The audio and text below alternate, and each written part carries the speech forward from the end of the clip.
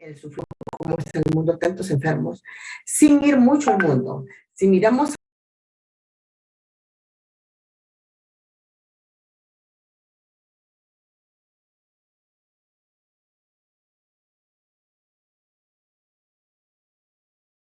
a nuestro alrededor, nuestros familiares, los amigos, los hermanos, eh, la gente, los vecinos, cómo es que la enfermedad tanto se ha apropiado de las familias de la tierra, ¿no?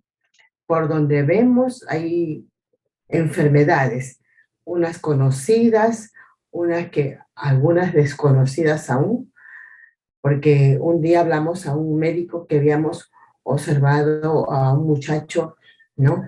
Que estaba así, sentado y perdido en el aire. Y la verdad es que le hablábamos al joven y solamente él movía la cabeza, asentando o negando, nada más. ¿Y qué es esto? Y no hablaba nada. Entonces el médico decía, bueno, voy a leer, voy a estudiar. La verdad que él mismo no se había acordado de lo que pasaba en ese joven y después al día siguiente me dijo, sí, esto es. Bueno, hermanos, en realidad, por donde vamos, enfermedades físicas, enfermedades neurológicas, bueno, enfermedades del alma, enfermedades mentales. Bueno, el mundo está, ¿no?, por el pecado una y otra vez. Bueno, este mundo pues es el enemigo, ¿no? Ahora ya no. Pero entonces nuestra labor es esta, como que perdimos de vista, ¿no? A medida que se inventaban, ¿no? Los inventos pues eran bien, bien aplaudidos por la gente, ¿no? Cuando, bueno, recuerdo en unas conversaciones que hemos tenido, la gente cuando no conocía el azúcar, de cómo endulzaban, ¿no? Cómo endulzaban, cómo salaban, cómo le daban ese sabor a las comidas.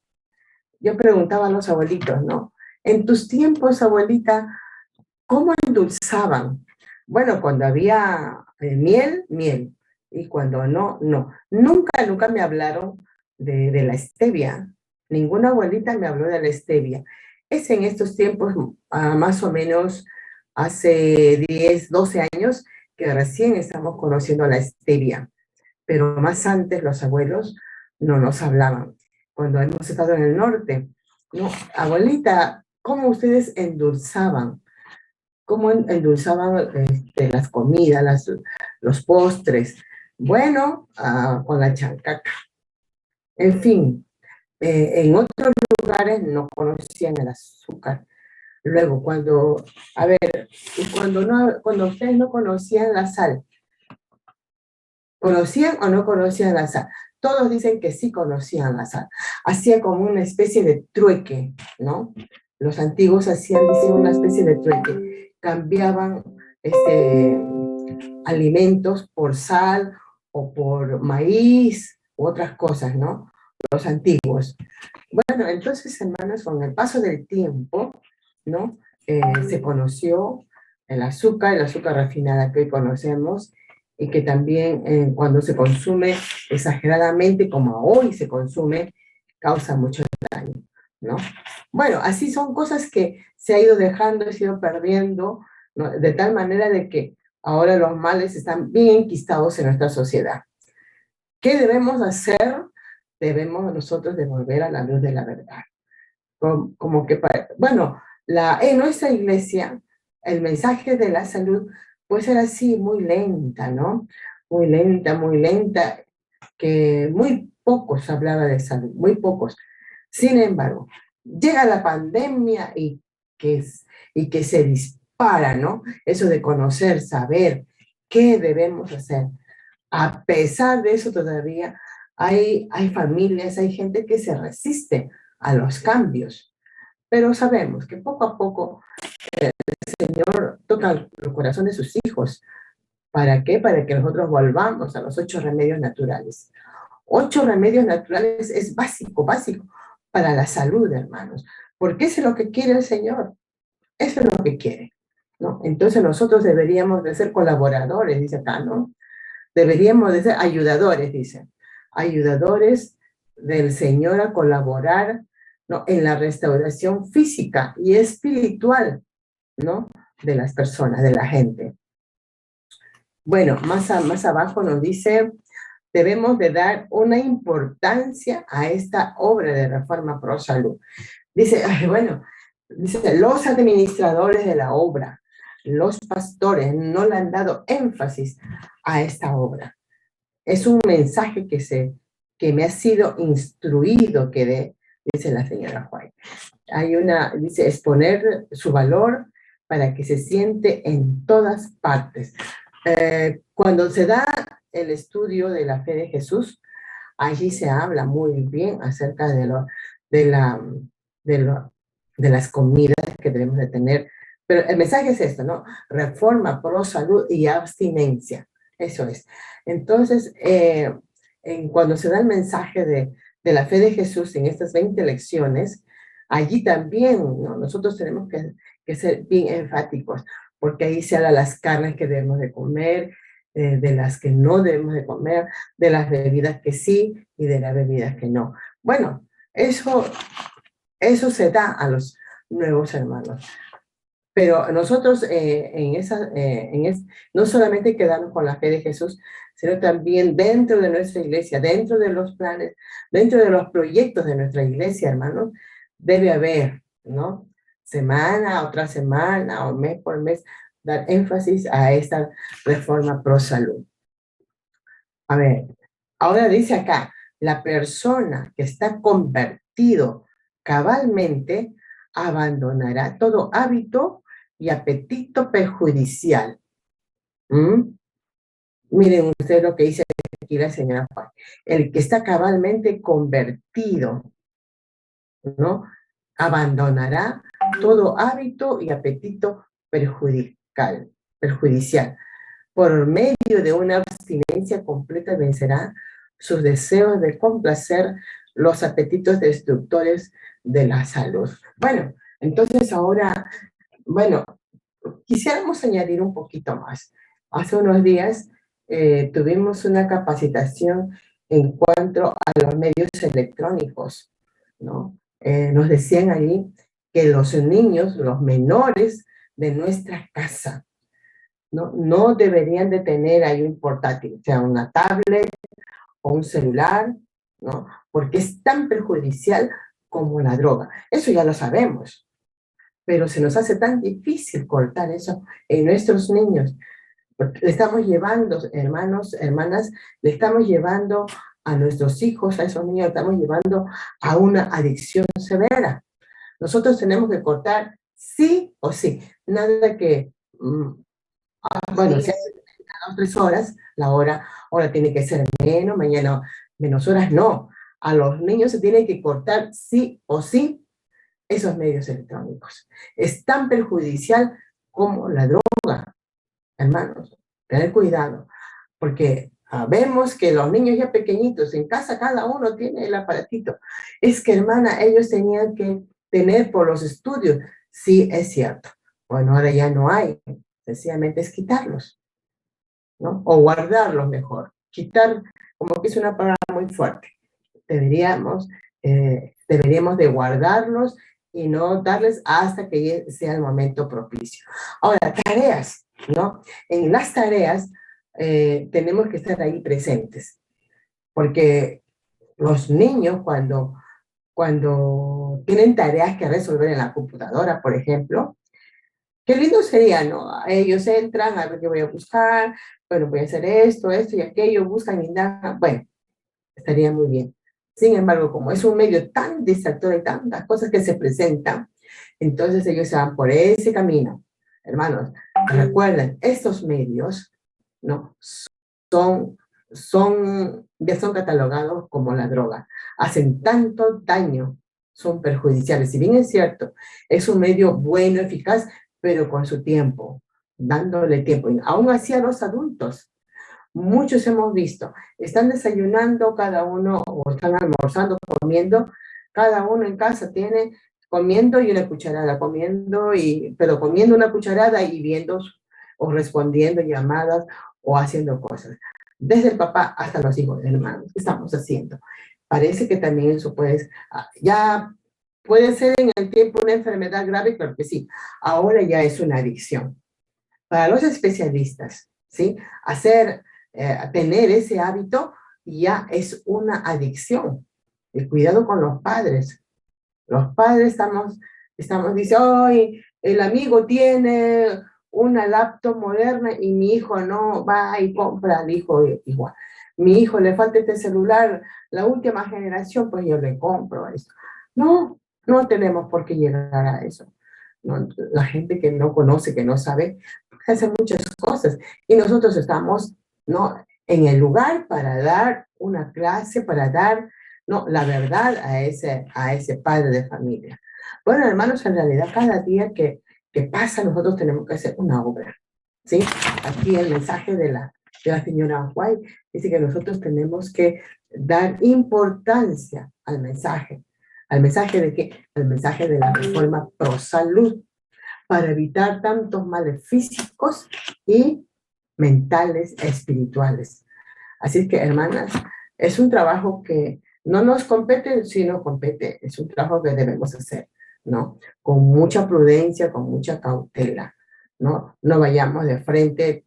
Ayer me decían que una vecina le estaba maltratando a un animalito, a un perro, y va una señora que le gusta a los perros y empezó la pelea, ¿no? ¿Qué te pasa? ¿Por qué pegas a un perro? Eres mala. No es la forma, hermanos. No es la forma. Si queremos corregir, ¿no?, ir con mucho respeto, ¿no?, y decirle que no es correcto. Pero bueno, no lo tomó a bien la señora porque la otra que defendía al animal fue con mucha agresividad y violencia. No es la manera. En la calle a veces vemos que las madres cogen a sus hijos y delante de toda la gente le jala de los cabellos o de... Me ha tocado a mí ver, Señor, ¿qué hago? ¿Cómo hago? ¿No? Porque maltrata a los hijos en la calle. Me ha tocado ver eso, hermano. ¿Qué hacer? ¿Cómo hacer? Y el niño a veces se cae por el golpe de la madre. A mí lo que me tocó hacer fue, ¿no?, levantar al niño, ¿no?, acariciarlo y decirlo, ya hijo, que todo va a pasar, tranquilo. Ya, ahí la señora se puso calmadita. Bueno, hermanos, hay cosas que, bueno, ¿qué hacer en esos momentos? Hermanos, la gente necesita que nosotros de una y otra manera colaboremos.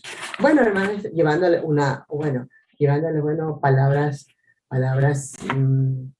de bendición, ¿no? Palabras que lo motiven, que lo animen. Así que, hermanas, estos son consejos de la señora Juan. Bueno, queridas hermanas, hermanos, que el Señor nos bendiga, ¿sí? El Señor nos ayude. El Señor nos ayude a encontrar a alguien a quien llevar este mensaje. Un fuerte abrazo, hermanos. Que el Señor los bendiga en este día y que ahora sí vamos a escuchar la palabra de Dios. Un fuerte abrazo y hasta el día de mañana. Bendición, hermanita Zoila, gracias. Que Dios la bendiga. Muchas gracias, muchas gracias. Hasta el día de mañana. Gracias, hermanita Zoila. Hasta mañana.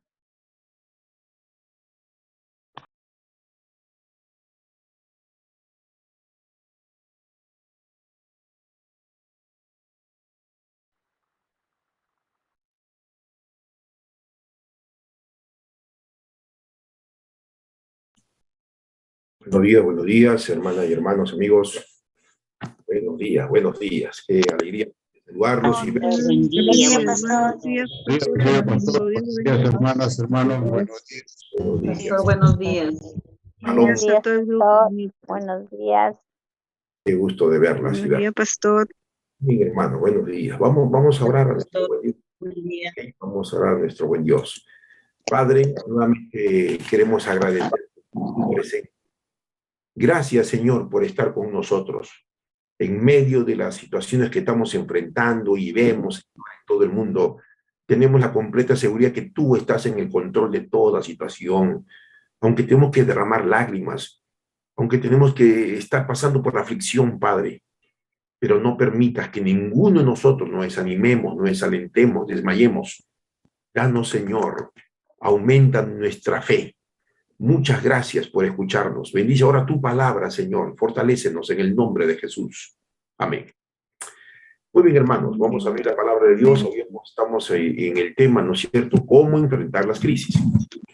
Estábamos diciendo el día de ayer que la gente enfrenta la crisis de diferentes maneras, pero esas diferentes maneras son equivocadas. Por eso que hay mucha gente que se suicida. ¿Cómo evitar el suicidio? Muy fácil, como tomarse un vaso de agua. Cuando la persona entra en una depresión severa, no olviden que la depresión tiene 3 fases: la leve, la moderada y la extrema, o sea, la severa, la más aguda.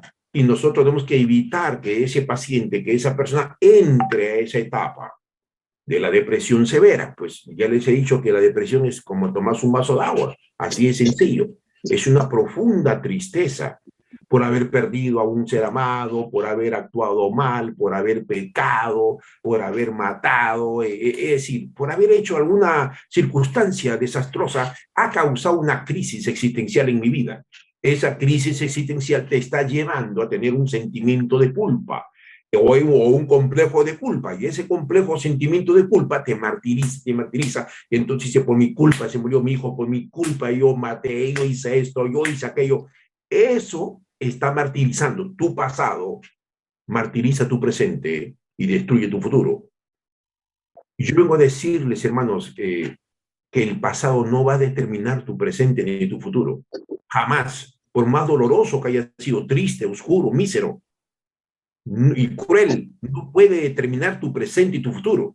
Lo que pasa que quizás algunos o muchos de nosotros estamos permitiendo que ese pasado doloroso, triste, oscuro y mísero todavía lo tengo presente. Entonces de tanto en tanto me viene esa voz de recuerdo, de tanto en tanto alguien me dice, tú has hecho esto, de tanto en tanto, ¿verdad? El diablo siempre nos asusa con palabras o circunstancias para atormentarnos. ¿Quién es el que te atormenta y por eso que estás mal de los nervios y te sube la presión y tienes taquicardia? Es el diablo. Dios no puede actuar de esa manera con sus hijos, eso no dice la Biblia. Recuerde, todo lo malo viene del diablo. Dios no puede actuar con la maldad sobre ti. Dios es un Dios de amor, dice la palabra del Señor. Él no puede ser contrario a lo que dice la Escritura. Yo no creería en este Dios, hermanos. Sinceramente, como he hablado con tanta gente, no linda, escritores, catedráticos, etcétera, etcétera. Yo no hubiera creído en este Dios, ni seguiría creyendo en este Dios que me habla la palabra llamado Jehová. Si realmente Dios no es coherente y no ha sido coherente en mi vida, no creería en estos momentos en Dios. Me pasaría nuevamente quizás a la fila de los ateos, los gnósticos, los ascéticos, materialistas, evolucionistas, como quieren llamarse. Pero yo no encuentro en ninguna parte de la Escritura, de la Biblia, ni en la vida real, la vida práctica, que ese Dios maravilloso te falló. Nunca te va a fallar. Nosotros somos los que le fallamos a Dios. Y nosotros somos responsables frente a una crisis existencial. Por ejemplo, he conocido en mi vida a miles de personas que están pasando por crisis en estos momentos económica. Ok, entonces cuando yo pregunto, ¿y a qué se debe que estás pasando la crisis económica?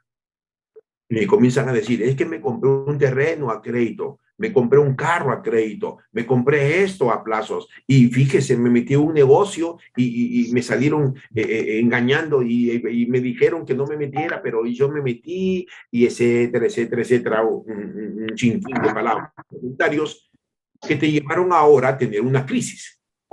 Esta crisis económica que agobia lógicamente las necesidades humanas, como el tener hambre, el vestirme, el querer tener una casa mejor, etcétera, etcétera, se junta pues a la crisis existencial, ya es otra crisis, la crisis personal. ¿Cuál es la crisis personal? Te llenas de impotencia. Lloras, sufres, no sé cómo salir de esta deuda, no sé qué voy a hacer, el banco me va a embargar y no sé qué hacer, etcétera, etcétera. Y un sinfín de palabras y comentarios que esto pues te va a llevar a que tu mente, no olviden la palabra meninglao. Meninglao en griego significa división de la mente. Cuando tu mente se divide, mi mente, yo permito que mi mente se divida, prácticamente estoy al borde del desequilibrio emocional y conductual. Muchas de estas personas que son lógicamente más débiles mentales y físicos se suicidan. Los que se suicidan son este tipo de personas, débiles mentales y débiles físicamente y, por supuesto, no tienen a Dios en su corazón. Una persona que no tiene a Dios en su corazón jamás va a intentar quitarse la vida, jamás, porque estaría siendo en contra de lo que dice la Escritura. Pero a veces no nos damos cuenta, ¿verdad? No hay gente que me dice, quiero morir, me quiero morir. Oiga, hermana, Pérez, un ratito, hermano, pero usted es cristiano. Sí, yo creo en Dios, yo voy aquí, yo voy allá. Sí, entonces usted no es cristiano. Usted puede ir a cualquier iglesia. El ir a una iglesia no significa que eres cristiano. El estudiar la Biblia no significa que eres cristiano. Porque recuerden que el mismo diablo usa la Biblia para atormentarnos, como usó con Jesucristo la misma Biblia. El orar no significa que eres cristiano. El cantar a Dios no significa que eres cristiano. Hay mucho más la palabra ser cristiano.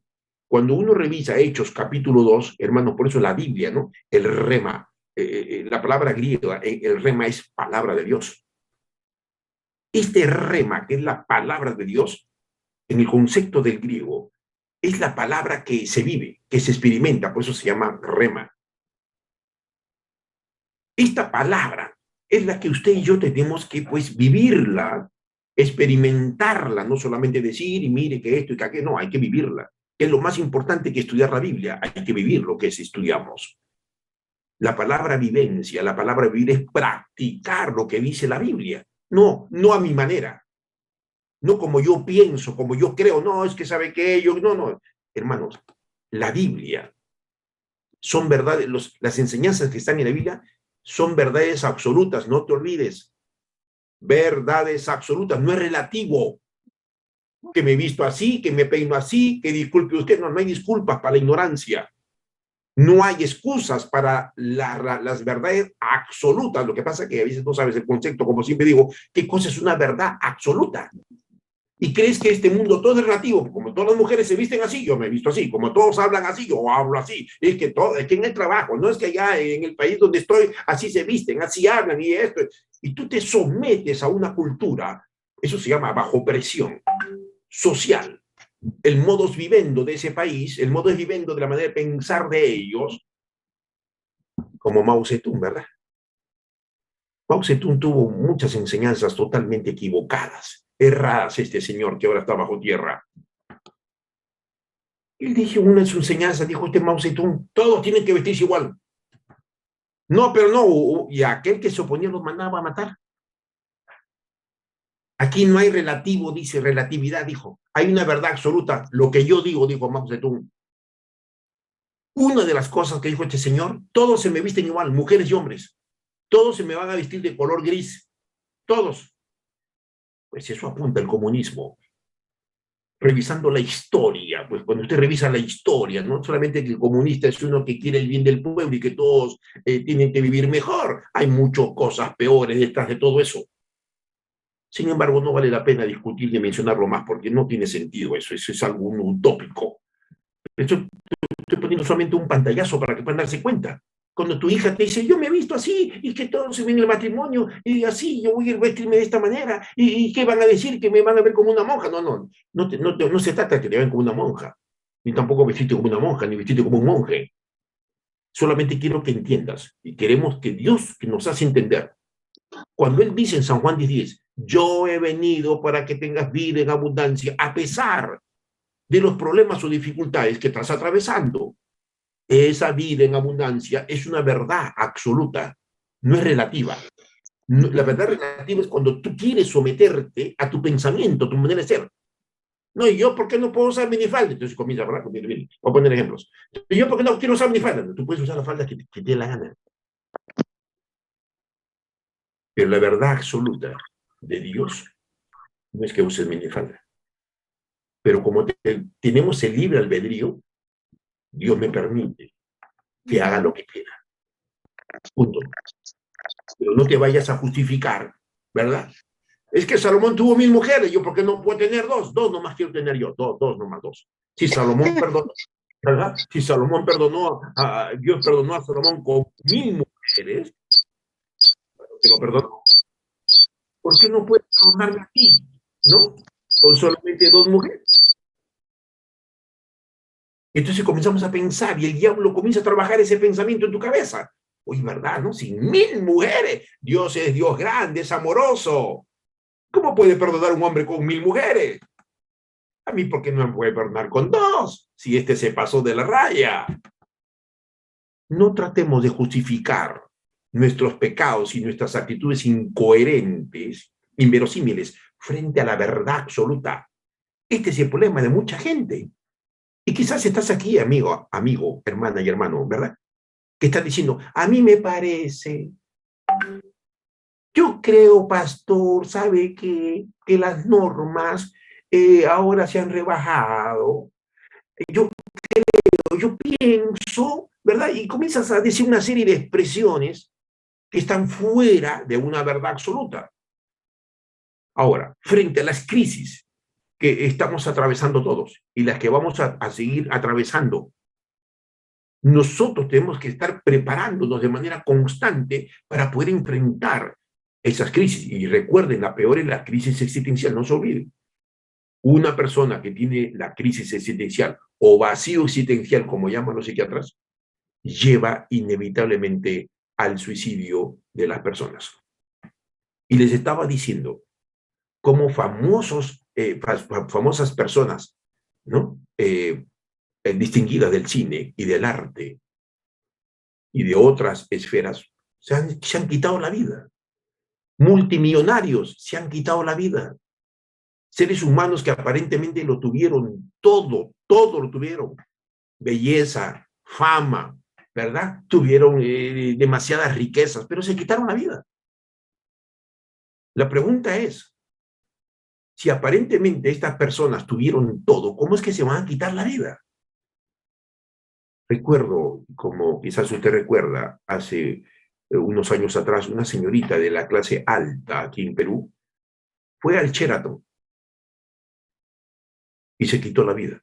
Se fue hasta la azotea y ahí, ¿verdad? En el 22º piso, ya de arriba de la azotea, se tiró.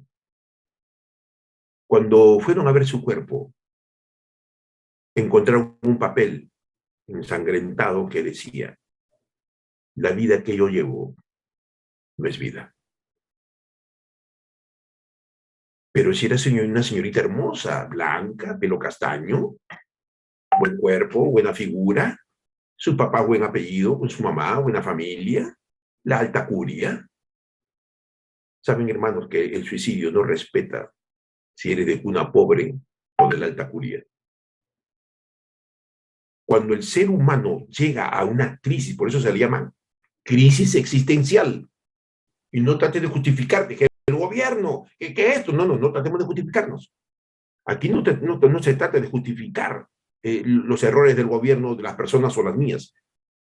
Aquí nosotros tenemos que evitar llegar a esas crisis existenciales. Yo recuerdo a Kentucky Fried Chicken, ¿verdad? A Colonel Sanders. Fíjese, llegó a ser multimillonario a los 88 años de edad. Este hombre, según la historia, pues comenzaba, ¿verdad? Una y otra vez cuando ya terminó, se jubiló, pues le dieron una suma miserable. Entonces él dijo, ¿qué hago con esto? Y se fue a un parque y ahí pensó suicidarse en medio de su soledad. Pero él pensó, pero yo puedo hacer algo más. Yo puedo hacer algo más. Y le vino ese pensamiento, yo puedo hacer algo más. Y comenzó con el pollo, dice la historia, y comenzó una y otra vez a hacer sus mezclas, y comenzó a probar en la ciudad de Kentucky, comenzó a tocar las puertas, y comenzó a pruebe qué tal, hasta que se apareció una pequeña empresa y dijo, hoy te voy a comprar la franquicia. Ok, la compró esa empresa, era una empresa pequeña, pero él siguió, no se quedó ahí, siguió a los 66 años. Dice la historia que este llamado Colonel Sanders, pues interesante, llegó un momento que se especializó, ¿verdad?, con 12 hierbas aromáticas que solamente este hombre supo. y que sus cadenas mundiales, que traen más de 200 países, saben, igual que la Coca-Cola, ni un bioquímico, ni por más químico que sea, y especialista conoce la química que tiene la Coca-Cola. Puede parecerse a la Coca-Cola, pero no es igual a la Coca-Cola. Y entonces salió Popeye, que es otra empresa norteamericana, ¿no es cierto?, vendiendo los mismos pollos, aparentemente igual, pero no es igual. Es diferente. Sí, yo he probado Popeye y he probado Kentucky Fried Chicken, no es igual. Las hierbas aromáticas que tiene Kentucky Fried Chicken, lógicamente, no estoy promocionando esto porque eso hace daño, eso es mal, eso hace daño al cuerpo, es mucho, mucho daño. Pero usted tiene que poder ver esto. ¿Cómo es que él llegó a ser famoso y multimillonario? Es interesante que antes que muera, Sanders se le preguntó y le dijo, ya multimillonario, a los 88 años, ¿cuál es el último consejo que tú darías a las personas? Y Sanders dio dos consejos. Número uno, nunca pierdas tu esperanza en Dios ni en ti mismo. Se acabó. Palabras célebres, ¿verdad? Profundas. Por supuesto que sí. Nunca pierdas tu esperanza en Dios ni en ti mismo.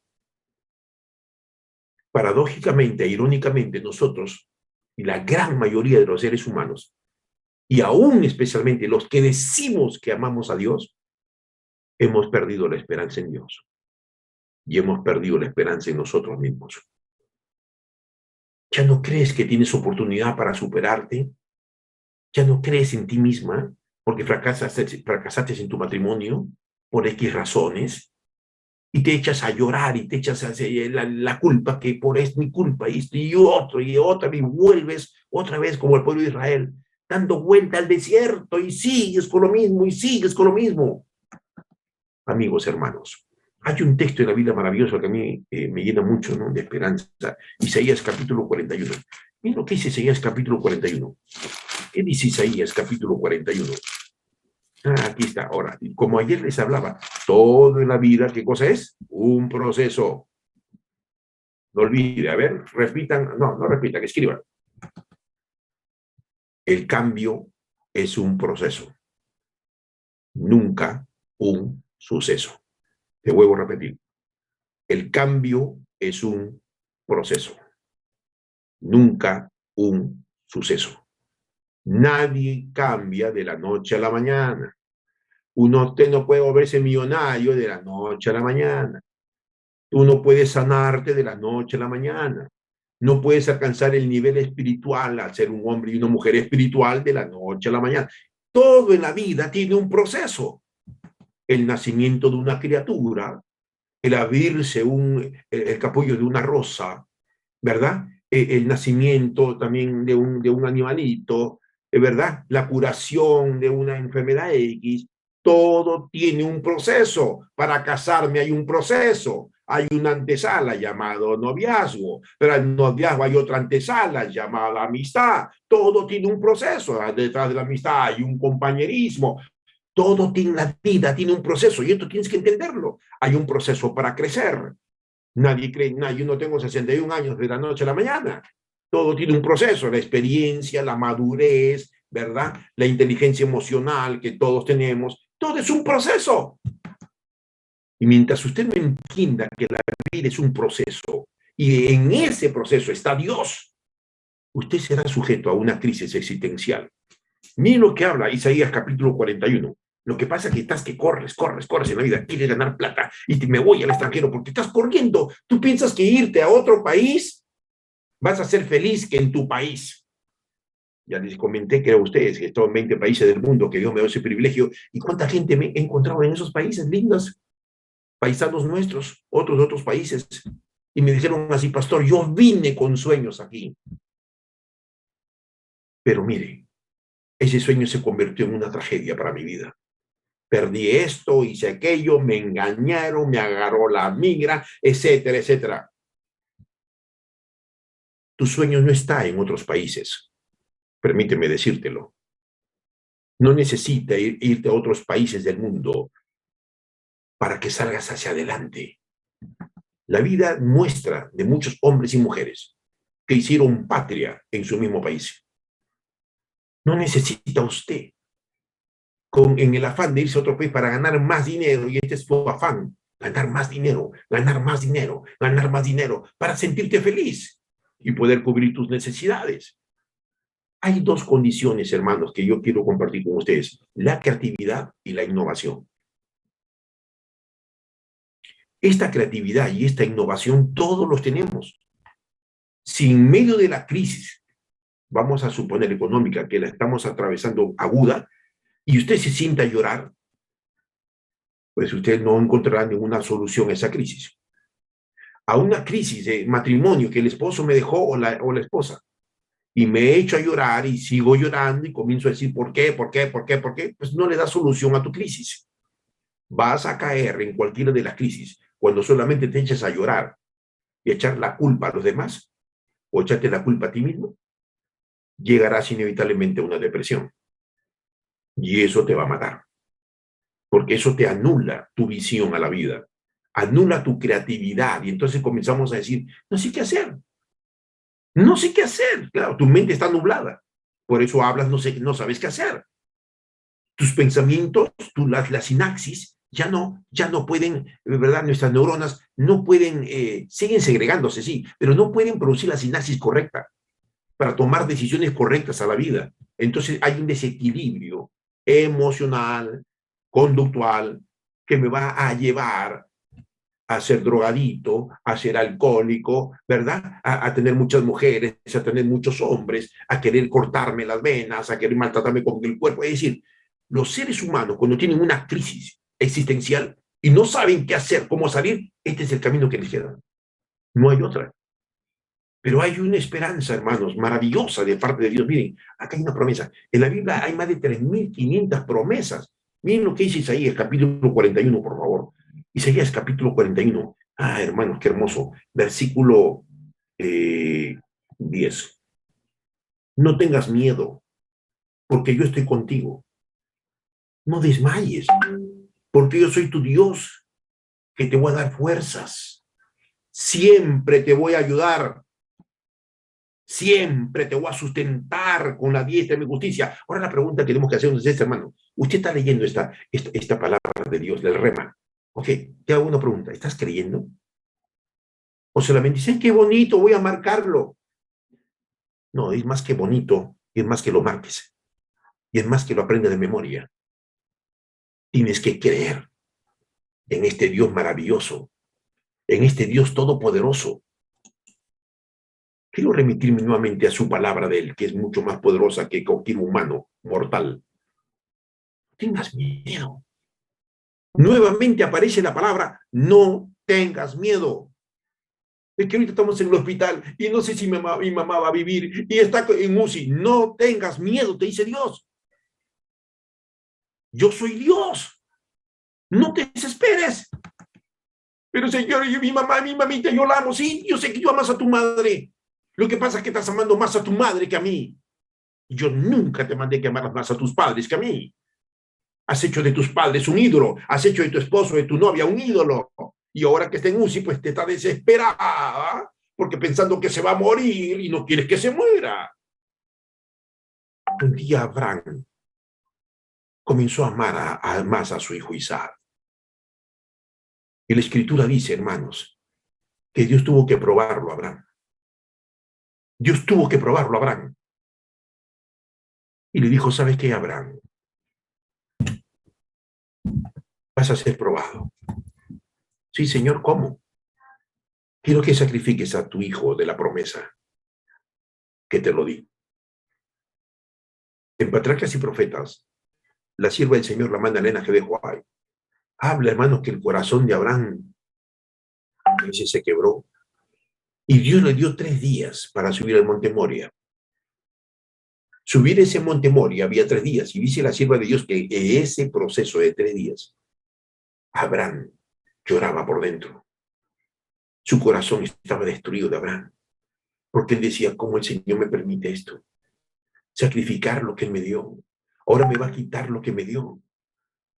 3 días fueron de largo camino hacia el monte Moria, para que Abraham meditara, reflexionara, afirmara sus pensamientos: o estoy más cerca de Dios o no estoy más cerca de Dios. Pero Abraham era el hombre de la fe. Y ahí con su corazón, dice, hermanos, acongojado, dice la sierva de Dios, llorando por dentro, haciéndose pedazos, él iba subiendo camino al monte Moria. Tu fe va a ser probada, y la mía, como si ya les he dicho. ¿A quién estás amando más? Dios te va a quitar aquello que tú estás, o que es un impedimento quizás para que tú sigas amando más a ese Dios y sigas el camino de Dios. Y ahora Dios, cuando iba a sacrificar a su hijo, hermanos, la palabra que le consoló a Abraham fue su hijo. Porque cuando llegaron allá, pues no estaba el animalito para sacrificarlo. Y Isaac dijo, papá, pero ¿dónde está el hijo? ¿Dónde está el cordero? Y Abraham le dijo, hijo, tú eres el cordero. El Señor me dijo que tú eres el cordero. Y Isaac le dijo, papá, si Dios te ha dicho, hazlo.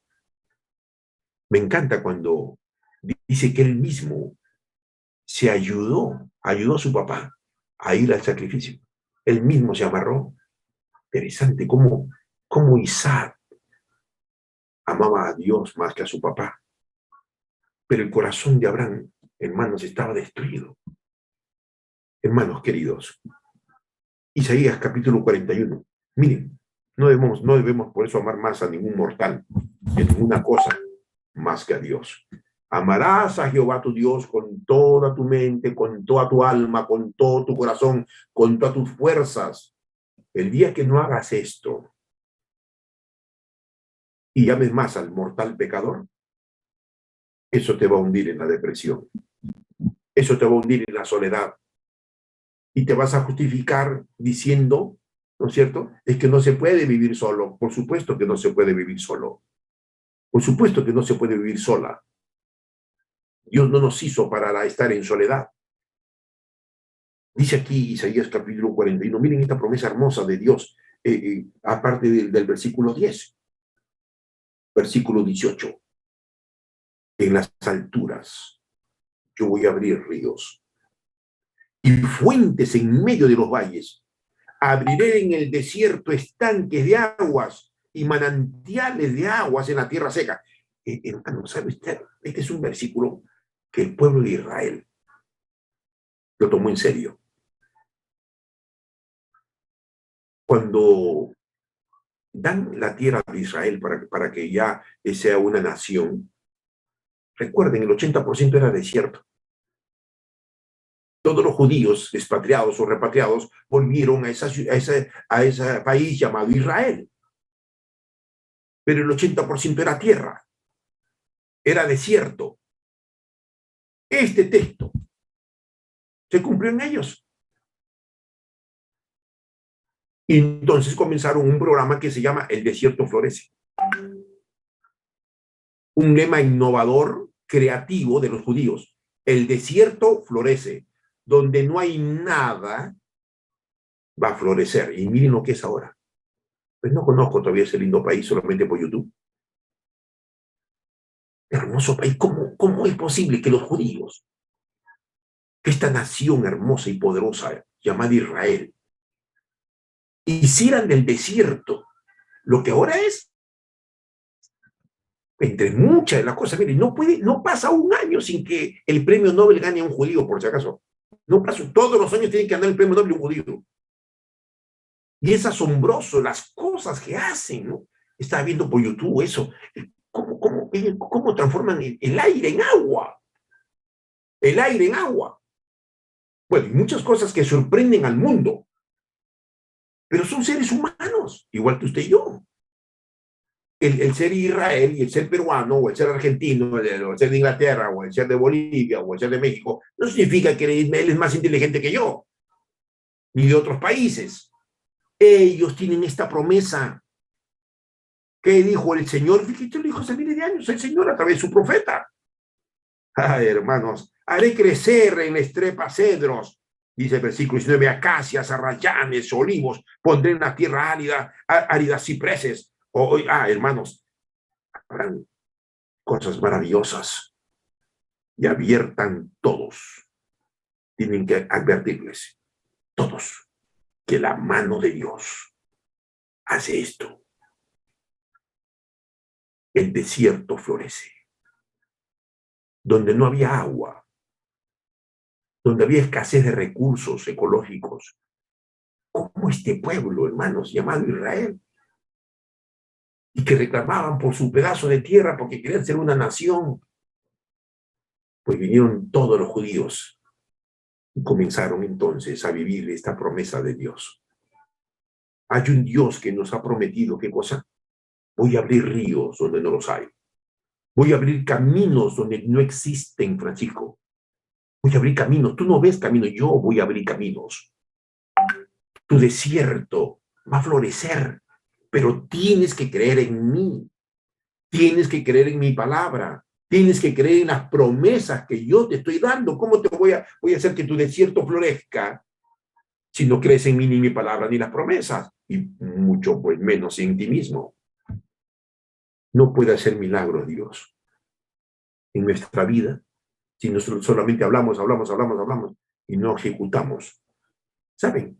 Hay otro texto que también me ayuda mucho en mi vida. Primera de Reyes, capítulo 17, por favor. Primera de Reyes, capítulo 17. Miren, hermanos, la palabra de Dios tiene poder. No te olvides nunca. La palabra de Dios tiene poder, por eso es llamado rema. Palabra de Dios. ¿Se acuerdan al centurión? Cuando dijo, Señor, no quiero que vayas a mi casa. Solamente di tu palabra y mi siervo va a sanar. Solamente habla, quiero que digas tu palabra, porque yo creo en tu palabra. Ah, hermano, que es asombroso el testimonio de este centurión. Pero nosotros, los que nos decimos llamar cristianos, ahí andamos. Hablas de la palabra, pero no crees en la palabra. Y ese es tu problema. Y ese no es tu problema. Porque no crees en la palabra. No podemos decir, Señor, di tu palabra. Solamente di tu palabra, yo voy a sanar. Ah, hermanos, la mujer de flujo de sangre, con solo voy a tocar el manto de Jesús, yo voy a ser sana. ¿Saben? Hay un poder en la palabra de Dios. Por su palabra fueron hechos los cielos y la tierra, dice la Escritura. Por su palabra resucitó a Lázaro, Lázaro al fuera. Por su palabra echó demonios. Por su palabra sanó enfermos. Hermanos, la palabra de Dios tiene poder. Tenemos que revitalizar la palabra de Dios, creer más en la palabra de Dios, declarar más la palabra de Dios. Y ahí donde está, declare bendición sobre su familia. Declara sanidad para tu familia, para ese ser amado. Declara prosperidad para ti mismo. Declara, no llores, declara. Lo que pasa es que nos han enseñado a no declarar. Sí, voy a declarar ante un juicio, voy a decir toda la verdad. Sí, tienes que hacerlo. Pero mucho más que eso. En la vida espiritual, yo encuentro aquí que tenemos que declarar la palabra de Dios. Si Dios me ha dicho, Él lo hará. Saben que este es uno de los dichos populares en Israel. Si Dios lo ha dicho, Él lo hará. Ellos tienen más de 1000 dichos. Como el otro dicho que le dije, otro dicho que ellos tienen, ¿verdad? Cuando todo el mundo te cierre las puertas, Dios te va a abrir las ventanas. Y estás cansado de buscar trabajo. Y no hay. No, sí hay trabajo. El problema es que te cierran las puertas. Una y otra vez. Pero Dios, si tú tienes presente esto en tu cabeza, Dios me ha dicho que me va a prosperar.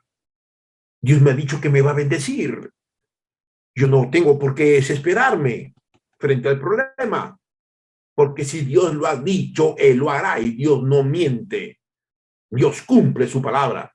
No es como nosotros, que muchas veces mentimos. Que sí, que ya, mañana, sí, te voy a dar, etcétera, etcétera. Y no hay nada. Y ahí nos pasamos, ¿verdad? Mintiendo y mintiendo, mintiendo y mintiendo. Dios no es mentiroso, dice Números capítulo 23, versículo 19. Ni hijo de hombre para que se arrepienta. Ese es el Dios que cumple su palabra. El problema es que eres tú y soy yo que me desespero frente a esta situación, y entonces me comienzo a desesperar. Esa es la palabra, te desesperas. Y cuando el ser humano se desespera, tu mente se nubla, te echas a llorar. ¿Por qué? ¿Por qué? ¿Por qué? ¿Por qué? No puedes tomar decisiones correctas. Y ahí es donde el diablo te asalta con pensamientos absurdos y tontos. Dios es malo. Mira cómo ha permitido esto. Él es malo, y malo es. Mira, estás bien consagradita, bien consagrada, mira, peor te va. Peor te va. Déjalo a Dios. Dios es malo. Hermano, la misma duda que sembró en Eva y en Adán. Noten acá lo que dice Primera de Reyes, por favor, capítulo 17. Entonces Elías, el tisbita, que era uno de los habitantes de Galaad, dijo al rey malvado acá, con su esposa, eran unos perversos, era un rey de Israel, pero eran unos perversos. Vive Jehová, Dios de Israel, en cuya presencia estoy. Subraya eso, por favor. La palabra viva significa aleluya en el hebreo. En muchas traducciones de la Biblia ver esta palabra dice aleluya, gloria a Dios, vive el Señor.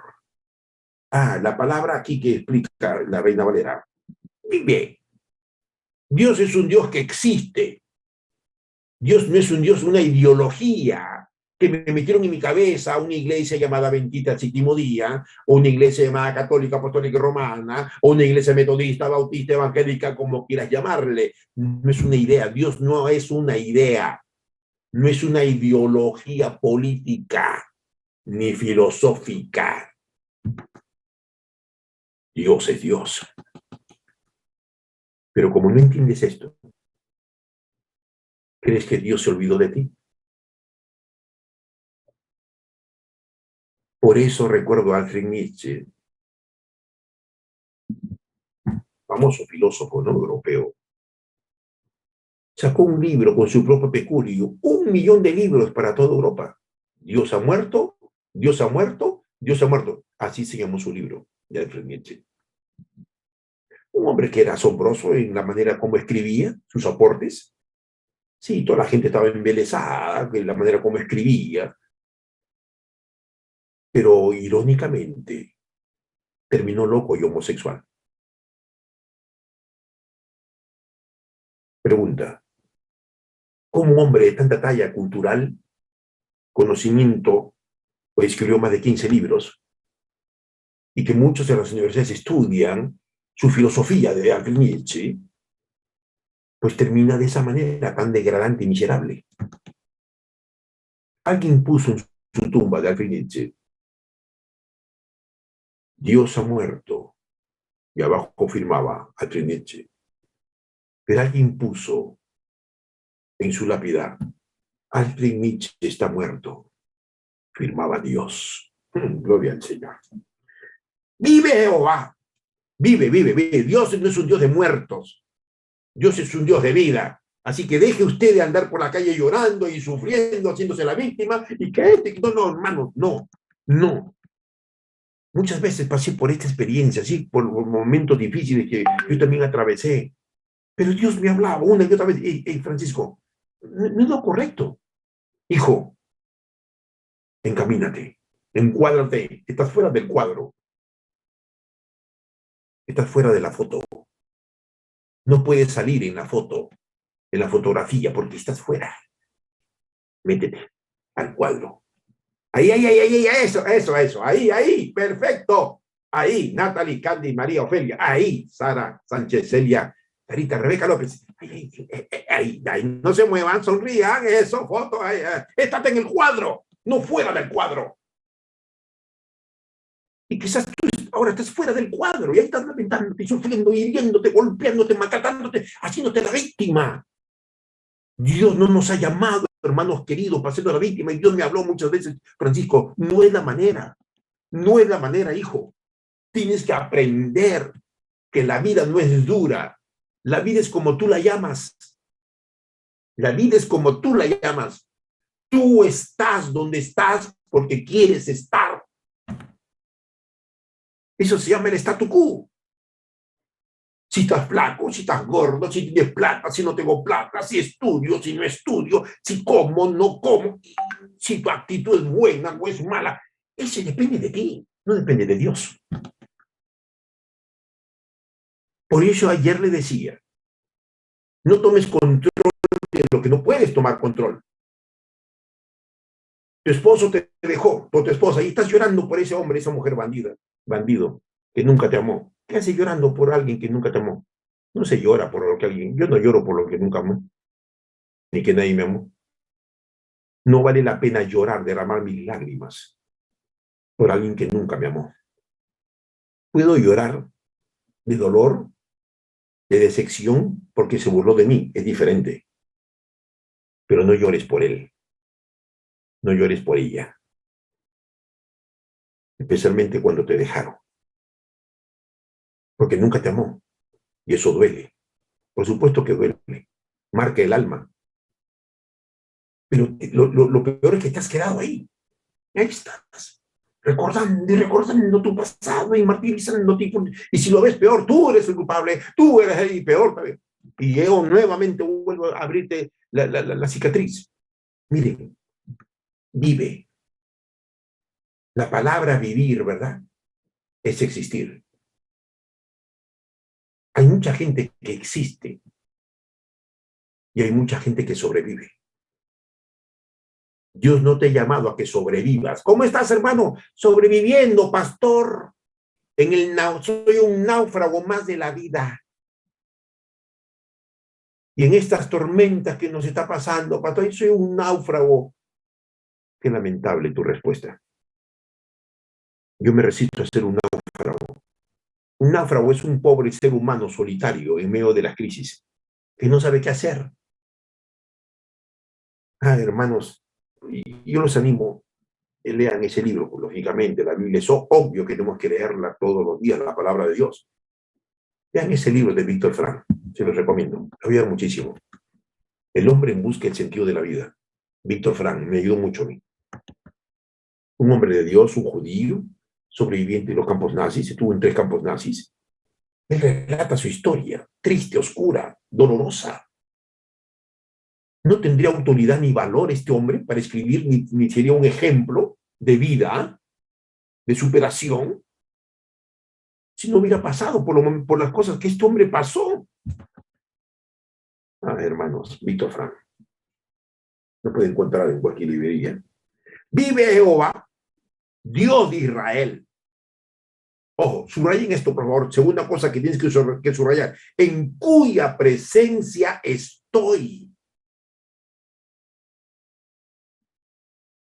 Cuando tú estás en la presencia de Dios, cuando nosotros estamos en la presencia de Dios, queridos hermanos, Dios te va a hablar. Te vuelvo a repetir. Cuando estemos en la presencia de Dios, Dios te va a hablar y te va a guiar. Éxodo capítulo 3. Vamos al Éxodo capítulo 3. Miren, hay muchos que están lejos de la presencia de Dios. ¿A dónde huiré de tu presencia? Dijo David. Si me voy debajo del agua, ahí estás. Debajo de la tierra, ahí estás. ¿A dónde me iré, Señor? Fuera de ti, en cualquier parte del mundo, tú estás, tú eres Dios. Ese libro de Víctor Frank lo pueden comprar en las librerías que son de calidad. No lo encuentran en cualquier librería, en librerías que son de calidad. Lo pueden encontrar aquí, los que vienen en Lima, en la librería Época, que está en Miraflores. Y si quieren comprar más barato ese librito, que es un librito pequeño, pero muy interesante, muy espiritual, porque él es judío y pues habla mucho de Dios y de la palabra del Señor. También lo pueden encontrar aquí en Lima hay un sitio que se llama Amazonas. Ahí también lo pueden comprar a un precio muy cómodo, muy cómodo. Si no, pues no sé si estará en YouTube o en Google, revísenlo, de repente está el libro ahí, lo pueden bajar, o si no, lo pueden leer, no sé. Éxodo capítulo 3. Cuando tú y yo estamos en la presencia de Dios, ojo, la presencia de Dios, tu actitud, mi manera de pensar, frente a la crisis va a ser diferente. Éxodo capítulo 3. Dice aquí la palabra de Dios: apacentando Moisés las ovejas de su suegro sacerdote de Madián, llamado Jetro, las llevó a través del desierto, ¿verdad? Pero cuando llegó al monte Oreb, subrayen, monte de Dios, así se llama Oreb, ese monte de Dios, allí se le apareció el ángel de Jehová. ¿Y cómo se le apareció? En una llama de fuego. Esto no es filosofía barata, ni biología supersticiosa, ni fantasiosa. Cuando estemos en la presencia de Dios, Él nos va a hablar. Mientras que Moisés no estaba en la presencia de Dios, él seguía pastoreando animalitos, pastoreando ovejas. En la mediocridad y el conformismo, el negativismo y el pesimismo. Ahí estaba, ¿verdad? Llorando, ¿qué hago de la vida? Ya estoy viejo, ya estoy vieja, ya estoy acabada, me he quedado sola en la vida, no sé qué hacer. Voy a quedarme como San Martín de Porres, voy a comprarme mi gatito, mi perrito, mi lolito y mi ratoncito. No, hermanos queridos. Ese libro, haciendo un paréntesis, se llama En busca del sentido de la vida, de Víctor Frank. Hermanos, cuando estemos en la presencia de Dios, no te olvides, no nos olvidemos, hermanos queridos, amigos. Cuando estés en la presencia de la gente, el miedo te va a inundar. Cuando estés con gente que jamás debe de juntarte, aprenda a clasificar sus amistades. Esto no es discriminación, no. Cuando yo era pastor de los grupos especiales hace 10 años, tenía un grupo de prostitutas, un grupo de homosexuales, tenía los presos, ¿verdad? Tenía congresistas, 3 congresistas, tenía el grupo Dínamos, tenía las empleadas del hogar, tenía 6 grupos. Cada día me dedicaba a un grupo. Pues yo me juntaba con esas personas, no para confabular con sus acciones. Si yo me juntaba con esas personas para hablarles de la palabra de Dios, para darles un mensaje de esperanza, no para compartir sus pecados, sus acciones pecaminosas y sucias. Aparte de esa gente que crees que es tu amigo, ese borracho, que te está llevando a la borrachera, aparte de esa amiga chismosa que todo de chisme, aparte de esa gente. ¿A dónde te lleva esas personas que solamente calumnian, critican, blasfeman, hablan mal de la gente y tú estás escuchando, y estás con ese tipo de gente? Dime con quién andas y te voy a decir quién eres. Eres un sobreviviente.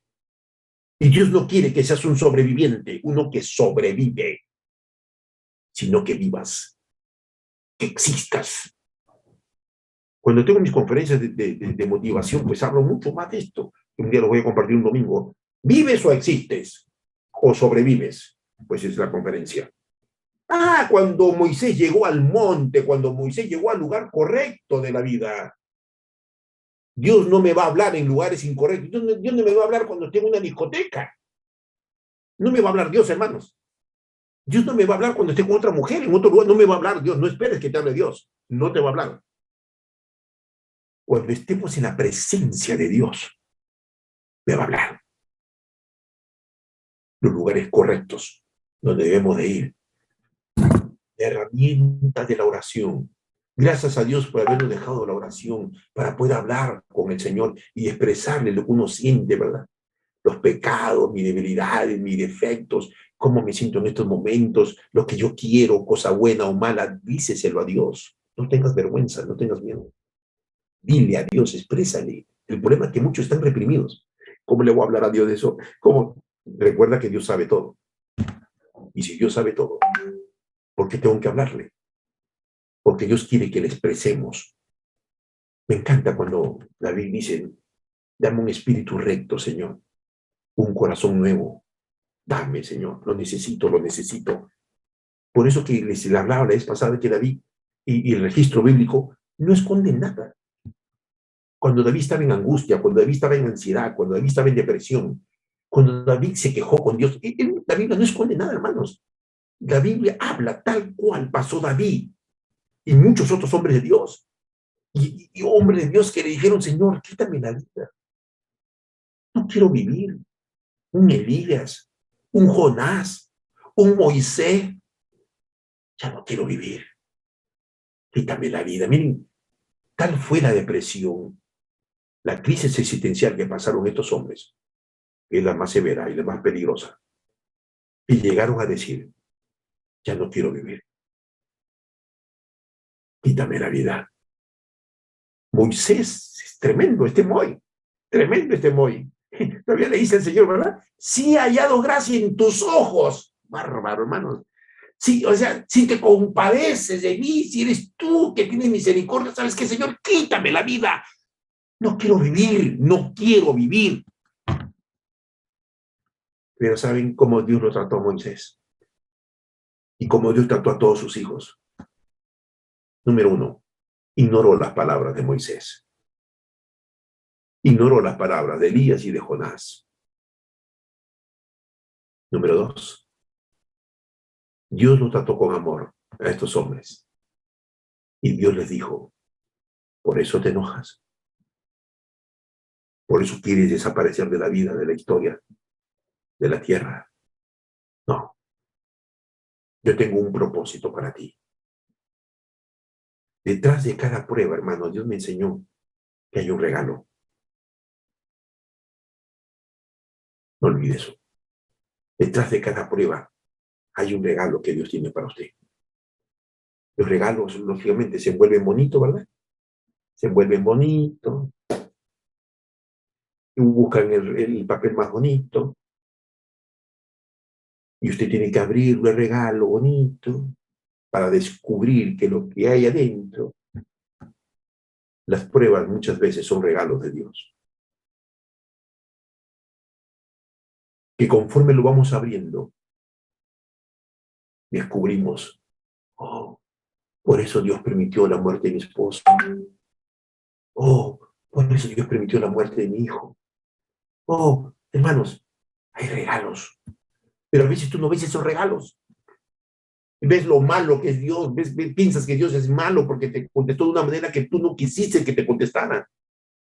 Te botaron del trabajo y estás llorando ahorita y no encuentras. Hermano, escúchame. Hermana, amiga y amigo. Ese Dios maravilloso que vive y que existe te va a abrir ríos en tu soledad. Te va a abrir las puertas. Te va a abrir caminos donde no los hay. Dios es Dios.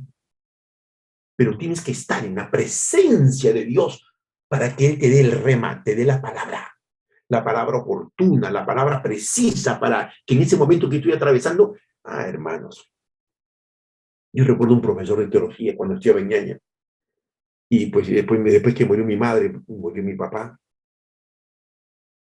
y pues no fui 2 días a estudiar así la carrera. Y el tercer día que me aparezco, lógicamente estaba triste. Me acuerdo del profesor, ¿no? Francisco Quinteros, el pastor Francisco Quinteros, que me abrazó y me dijo, Francisco, miren, esas son las palabras, hermano, me ayudó muchísimo. Me abrazó y me dijo, Francisco, escucha, hijo, Dios va a recompensar tus sufrimientos. Esa palabra, hermano, me llenó mi alma. Dios recompensará tus sufrimientos. Saben, hermanos, que cuando tú te encuentras con la palabra de Dios, Dios siempre va a tener, cuando estemos en su presencia, esa palabra precisa y oportuna.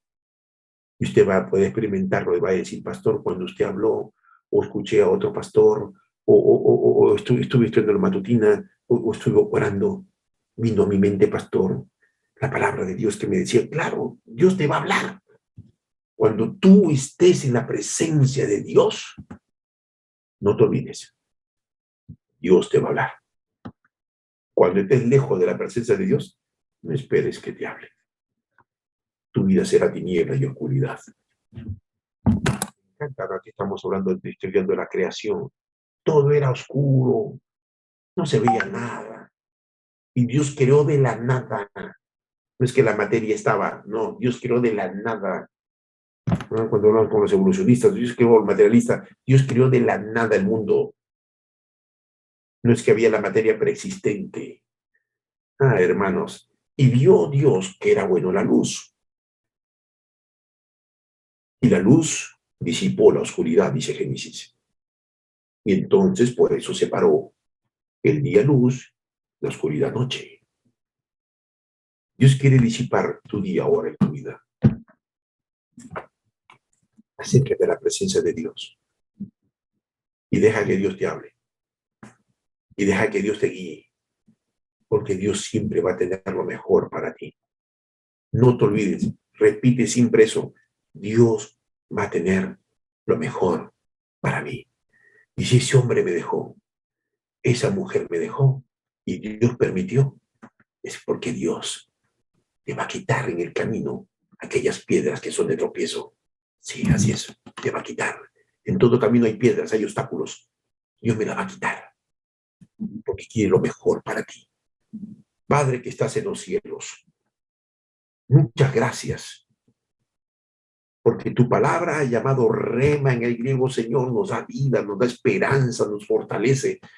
Señor, en estos momentos quizás muchos de los amigos o hermanos que están aquí no tienen trabajo, están cansados ya de sufrir, de llorar, de pecar, de vivir quizás, porque fracaso tras fracaso.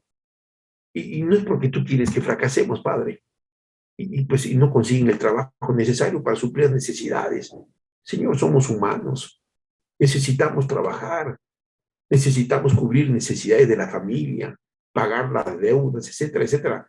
Padre Celestial, que esta palabra de esta mañana, en cuya presencia estamos delante de ti, tu palabra cobre vida en nosotros, creyendo en ella, que tú nos prosperarás, que tú nos bendecirás, y por eso declaro nuevamente prosperidad para todos nosotros, declaro sanidad para todos los enfermos, declaramos tu palabra, como dijo el centurión, solamente vi tu palabra y mi siervo sanará.